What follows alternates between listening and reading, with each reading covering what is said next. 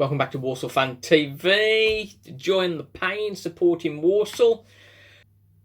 I'm going to give you an update on the Lee Pomlit announcement. It's quite a long one. It was 26 minutes, so we're going to give you the short version. There's 5 points. Number 1, the effect of COVID.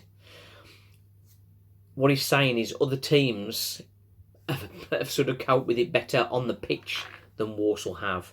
But off the pitch, he sees big issues looming for a lot of clubs who are borrowing, trying to continue in the way they were, rather than Walsall adjusting and tightening the strings, as it were. Survival as a club is not in doubt for Walsall. The finances are okay. Number 2, Lee Pomlit owns 76.4% of the club. It is his club. Jeff Bonser owns nothing, apart from the ground, obviously. His focus is on the long-term future of the club. 3, the team.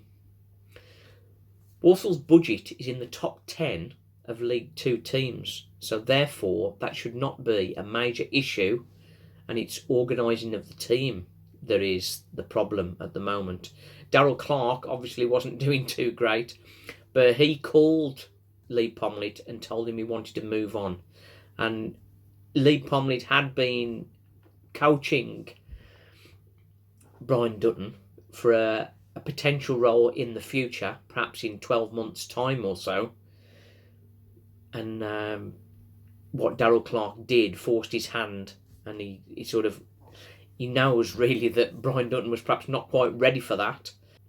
But Brian Dutton accepted the challenge when he could have moved on and had a contract with Port Vale and Darryl Clark again. He did refer back to Dean Smith's start as a manager, where he lost his first 6 games.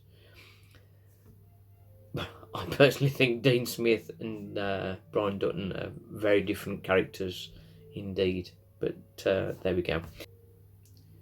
Brian Dutton is under no illusions that we cannot sustain the current form and stay as coach.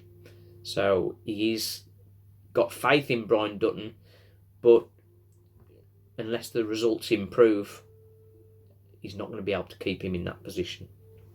Lee Pomlit has taken the decision to bring in a director of football to deal with the contract situation and perhaps getting the players in, and using contacts. So that'd be a much more experienced guy that he's looking to bring in to sort of reorganise the whole of the club from academy through to the first team, and he's interviewing at the moment.